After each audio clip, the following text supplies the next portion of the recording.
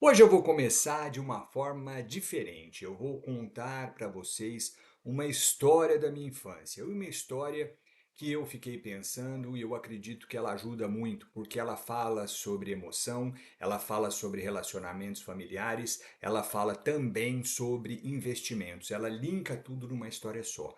Além de ter uma certa graça, não para mim, mas para vocês, eu acho que vocês vão achar um pouco engraçado. Então vamos lá. Quando eu era pequeno, eu tinha um primo e a gente era muito ligado. E sempre ou ele estava na minha casa ou eu estava na casa dele, então a gente tinha essa interação muito grande. Estava sempre juntos. E foi assim durante boa parte da minha infância. E eu me lembro quando eu tinha mais ou menos uns 10 anos de idade, ele estava em casa brincando, tinha um quintal bom lá. A gente estava brincando de lutinha e tal. E eu tinha uma espada amarela de plástico duro com o cabo verde. Ela era horrível, mas eu adorava aquela espada, eu achava ela o máximo, ela era a minha companheira, a gente estava praticamente sempre juntos. E aí eu ali brincando com ele de lutinha e tal, não me lembro o que eu fiz, mas eu fiz alguma coisa muito séria antes dessa brincadeira começar, que a minha mãe de repente veio que nem um furacão e chegou gritando meu nome e ela começou a gritar e ela começou a esbravejar e eu vi que o rosto dela estava alterado. Eu tinha certeza que ela ia me bater. Só que nessa certeza de eu apanhar, eu só não notei um detalhe. Ela estava descalça. Ela não estava com chinelo. Então o que, que ela fez? Naquela ânsia dela, e ela tinha que descontar aquela raiva dela, ela pegou a minha espada, a minha companheira, e deu na minha perna, na minha bunda, na minha perna. E eu vou falar para vocês, nessa hora, eu acho que eu não senti nem dor. Eu senti foi um certo desespero de estar apanhando com a minha espada, sabe? Aquela que eu adorava.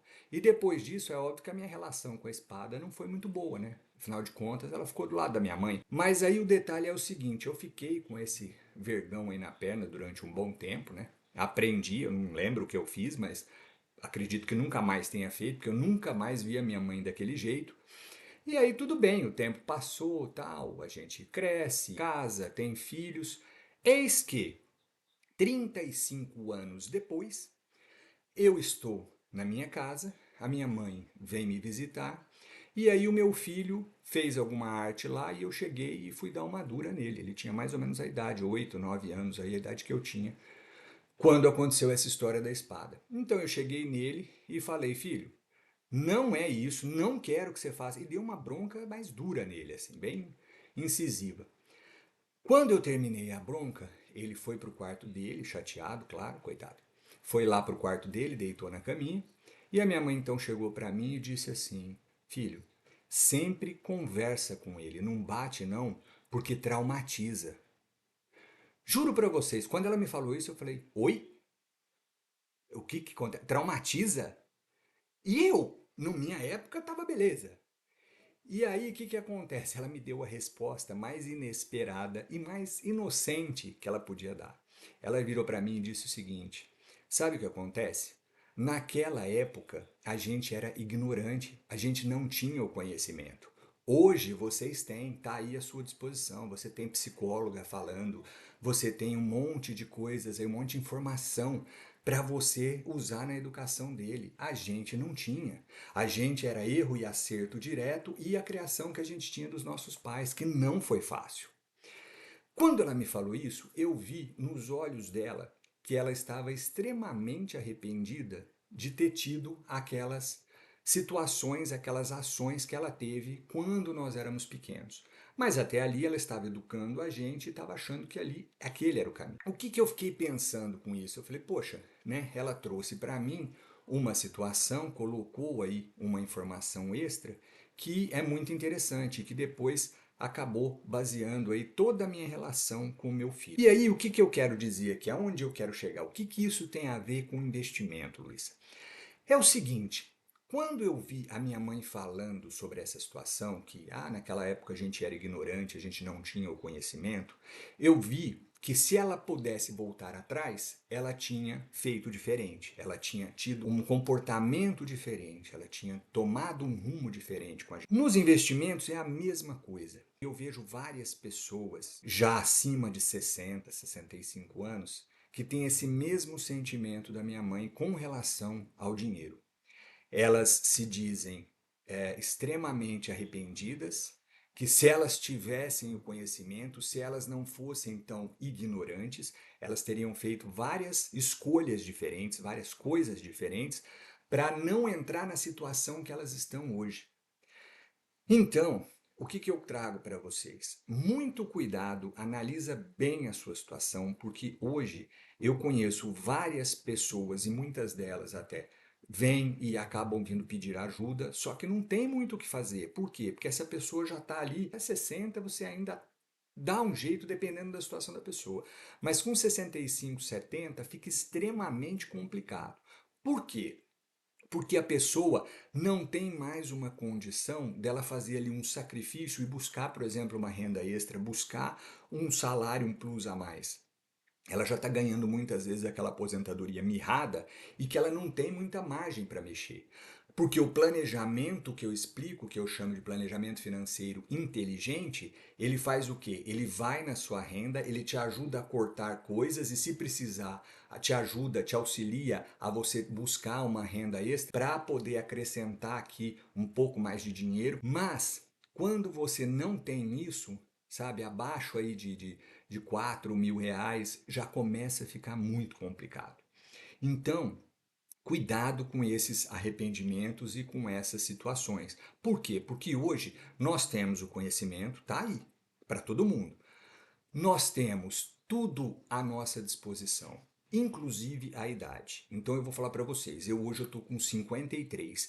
Se eu começasse hoje e falasse, não, eu preciso de 20 anos para construir aqui, eu vou ter que ir na luta e na garra, não interessa. Ok, eu ainda tenho 53, teria 73 e depois conseguiria ter uma vida tranquila. Com as condições que a gente vive hoje, eu viveria pelo menos mais 10 anos. E daqui a um tempo, cada vez mais, a gente vai passar a viver mais. Eu ainda assim, com 53 anos, conseguiria arrumar a minha vida. Só que, se eu esperar chegar lá na frente, aí não tem mais como. Aí você vai me falar, mas Luiz, eu dependo de um curso para poder ter essa condição, para poder começar a me movimentar, a conseguir poupar um dinheiro e a conseguir aprender a investir? Na verdade, não. Você pode aprender sozinho. Só que isso leva muito mais tempo. Porque o conteúdo que você tem na internet, ele tá aí solto. Ele tá, você vai ter que buscar, você vai ter que garimpar daqui, garimpar dali. Você tem várias informações, inclusive, que são terríveis, tá? Tem muita gente que entra, né? Esquema de pirâmide, acredita que Bitcoin é a salvação e não é assim que funciona, acredita em várias coisas e aí acaba quebrando a cara. Então, se você tiver interesse de fazer um curso sério para aprender do início tudo que você precisa, eu estou à sua disposição. Ah, Luiz, não tenho essa condição. Tá ok. Vá procurar na internet, tá? Mas vá procurar pessoas sérias que falam de forma séria. Nós temos aí mais de 140 vídeos para te ajudar, gratuitos no YouTube, tá? Qualquer dúvida que você tiver, quiser tirar comigo, tem aí à disposição, vou deixar aqui embaixo, amo.dividendos@gmail.com. Eu sempre estou olhando lá e sempre estou respondendo as pessoas. Pode me mandar, tá? Mas não deixe de amadurecer essa ideia de correr atrás. Se você ainda tem 30, 40, 50 anos, vou te falar, ainda dá tempo. Depois dos 65, aí fica mais complicado. Aí eu vou trazer uma história para vocês, porque ela é uma história ímpar, tá? Que foi o que deu início a esse curso. Eu conheci, um certo dia no hospital, um médico, eu vou chamar ele de seu Joaquim, e ele estava então, depois eu descobri, com 62 anos, tá? Isso foi há uns 2 anos atrás. 62 anos e o seu Joaquim chegou e para mim falou assim, olha, você não faz vídeo na internet? Eu vi alguma coisa sua, tal. Eu falei, sim, eu falo sobre investimentos. Ele falou, putz, então é maravilhoso te encontrar aqui. Vê se você pode me ajudar. Eu estou numa situação complicada e eu não sei, eu não consigo achar uma alternativa para eu sair disso. Aí a gente sentou para tomar um café, eu falei, conta a sua história, seu Joaquim, o que acontece? Ele falou, olha, eu sou médico, e ele não era um médico qualquer, ele era um médico bam, bam, bam. Ele falou, olha, e eu estou numa situação difícil, eu não consigo economizar dinheiro. Tudo que eu ganho, e eu não ganho mal, eu gasto. A primeira pergunta que eu fiz para ele, seu Joaquim, desculpa, quanto o senhor ganha por mês? E a resposta dele, juro para vocês, eu quase caí da cadeira. Ele virou para mim e disse assim, Luiz, hoje eu ganho em média 70 mil reais por mês, às vezes mais, mas a média é isso aí, 70 mil. E eu pensei, meu Deus, como que alguém que ganha 70 mil reais não consegue poupar um real? Então eu falei, vamos, próximo nível agora, né? Falei, ok, seu Joaquim, como é que é a sua vida? O que que o senhor tem de patrimônio? Como é que o senhor, qual é o comportamento? Como é que é a sua relação com a família? O que que o senhor gasta? O que que o senhor não gasta? Aí ele começou a me explicar, bom, eu tenho uma casa que deve valer aí uns 2, 3 milhões, né? Que eu moro com a minha esposa e com um filho. Tudo bem. Essa casa tem 5 funcionários, 3 empregadas para cuidar da casa, um jardineiro e um piscineiro, todos registrados. Fora isso, nós temos 2 carros importados, um de 2022 e um de 2024, e o meu filho está fazendo medicina e eu estou pagando a faculdade dele de medicina. Além disso, eu tenho uma casa na praia que a gente vai de vez em quando, então a gente gosta de manter ela lá. Aí eu comecei a entender o que estava acontecendo. Aí eu falei, olha, seu Joaquim, eu posso dar para o senhor alguns conselhos, mas eu não tenho como entrar na sua cabeça e mudar. Não vai ser gostoso, não vai ser legal, mas...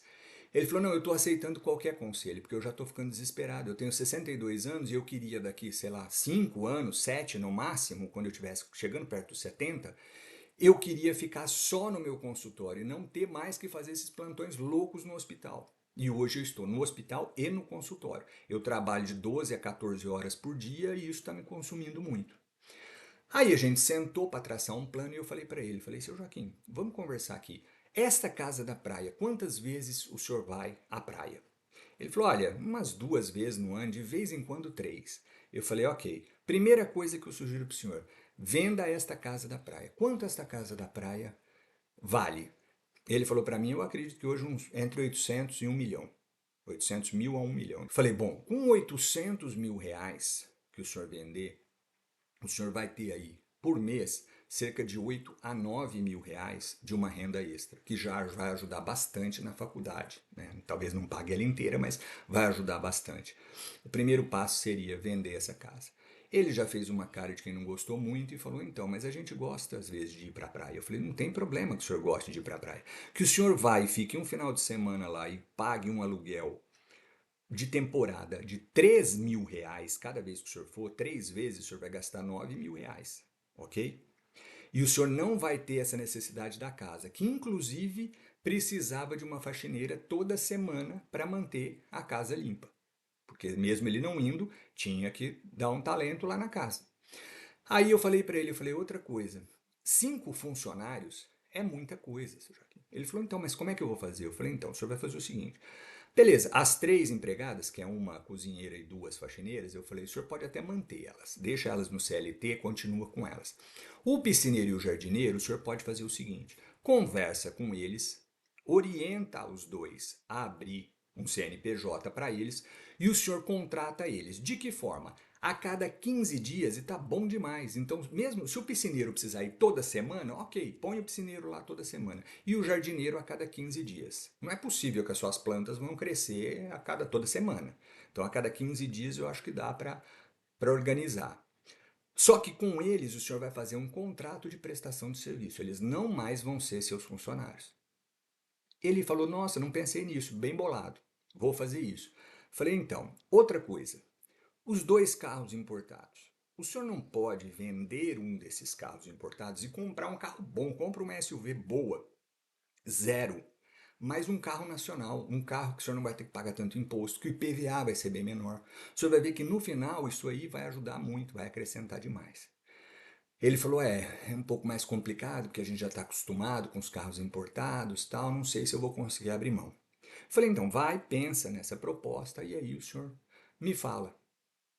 Nisso, passou-se um tempo e eu encontrei com ele de novo, né? A gente trocou ali um contato. E ele pegou e falou: olha, Luiz, eu comecei a aplicar algumas coisas, eu consegui vender a casa da praia até mais fácil do que eu pensava que ia ser. Conversei com minha mulher e com meu filho, a gente está fazendo as coisas aí devagar. Os funcionários eu já acertei a situação, os dois estão trabalhando para mim, mas como autônomos agora. Agora a questão dos carros é que está pegando. Eu não estou conseguindo ter esse desapego para poder vender um dos carros e comprar um carro nacional. Falei, tudo bem, é um custo, o senhor tem aí. Se os carros são importantes para vocês, mantenha o carro e vamos tentar cortar em outras coisas. Eu falei, e os seus finais de semana? Então ele gostava de sair, ele e a mulher principalmente, e sair e comer em bons restaurantes, mas só que ele ia sexta, sábado e domingo toda semana. Falei, então, seu Joaquim, começa a dar uma mudada nisso. Faz um jantar romântico em casa, numa sexta-feira. Saiam só, por exemplo, no sábado. Ah, então sábado vai ser o dia especial nosso. O senhor vai ver que vai ser até muito mais gostoso do que o senhor ficar em 3 vezes na semana, que depois cai na rotina, vira uma coisa normal. E pega só o sábado, sai, faz esse passeio aí, vai comer uma boa comida num bom restaurante. Mas nos outros dias, faça alguma coisa em casa, crie esse hábito de vocês em família começarem a cozinhar, começarem a ter esse momento para vocês. E ele começou a fazer. E aí depois de um tempo, uns 6 meses que eu encontrei com ele, ele falou, olha Luiz, tá muito interessante, porque agora eu estou conseguindo guardar. Dos 70 mil que eu ganho, eu consigo guardar 20, eu estou gastando uns 50. Eu ainda acho que é muito. Eu falei, com certeza é muito. Mas a gente não tem para onde ir aí com as condições que o senhor quer manter, né? Ele falou, mas já me ajuda, porque com 20 mil, pelo menos eu já tenho uma previsão. Mas o dinheiro da casa, eu já consigo ali fazer alguma coisinha. E aí, o que que eu trago para vocês? No caso dele, o salário dele era muito alto. Só que a mentalidade dele não acompanhava isso. Ele tinha uma mentalidade que eu chamo de mentalidade pobre. Por quê? A mentalidade pobre não tem a ver com dinheiro, tem a ver como você se relaciona com o seu dinheiro. Então não adianta eu ganhar 100, 200, 300 mil reais e eu não saber que eu tenho que viver abaixo dessa condição porque eu preciso guardar, porque a minha condição ganhando aquilo que eu estou ganhando não vai durar para sempre. Vai chegar uma hora que vai ter que diminuir o meu rendimento. E aí, como é que eu vou fazer? Só que junto com isso acontece uma outra coisa que as pessoas não pensam. Conforme o seu rendimento cai, quando você chega à aposentadoria, quando você chega nos 65, 70 anos, os seus gastos médicos, seja com plano de saúde, seja com remédios, uma série de coisas, ele aumenta. Até com alimentação, que você precisa tomar mais cuidados. E aí, nesse diminuir e aumentar aqui de um lado, você se perde e aí você acaba entrando e se endividando. Então, se o seu Joaquim não tivesse ali, a gente conversado, a gente se encontrado, e eu não tivesse falado com ele, e ele não tivesse aceitado as sugestões e não tivesse tomado uma ação, o que provavelmente iria acontecer? Ele ia continuar nessa situação, só que quando ele chegasse aos 70 anos, se ele não tivesse aí nenhum problema de saúde mais sério, tal, se ele continuasse trabalhando, mesmo assim ia chegar uma hora que ele não ia aguentar mais. E aí ia acabar caindo o rendimento dele. Vamos supor que o rendimento caísse de 70 para 40 mil reais. Ele tem aí 30 mil de defasagem desse salário. E aí da onde ele ia tirar isso?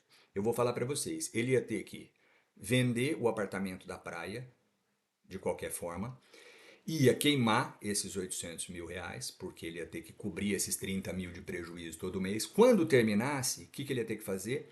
Ele ia ter que vender pelo menos um dos carros e também ia queimar o dinheiro, porque não está entrando nada, ele só está ali com déficit. Ia ter que acabar, inclusive, demitindo alguns funcionários e tendo que vender a casa dele para poder se aguentar. Mas aí até um certo ponto também, porque quando acabasse esse dinheiro, ele ia fazer como? Ele ia ter que continuar na rotina de 12, 14 horas por dia. Nós temos muita dificuldade, às vezes, de enxergar esses tipos de situação lá na frente. E é isso que eu trago para vocês, que eu falo que encurta bastante o caminho. Eu comecei em 2010 e fui fazendo testes e fui aprendendo, e quando eu desenvolvi esse planejamento financeiro inteligente, eu entendi que tinha um método, tinha uma fórmula ali para que eu conseguisse fazer a coisa que não me apertasse, eu não ia cortar o cafezinho, eu não ia falar para minha família nós não vamos sair nunca mais, mas a gente ia fazer adequações e aos poucos ia conseguindo manejar essa situação. E isso me deu uma tranquilidade muito grande. Quando eu vi que, meu Deus, olha que maravilha, Eu cheguei no valor X e graças a Deus hoje eu tenho uma situação bastante tranquila, bastante confortável. Eu entendi que aquilo ali poderia ajudar mais pessoas, porque, infelizmente, nós não aprendemos na escola uma coisa muito importante que se chama educação financeira. Nós não aprendemos sobre dinheiro, a gente aprende sobre português, sobre matemática, geografia, tudo isso é muito importante. Só que uma das coisas mais importantes na sua vida seria o quê? A educação financeira.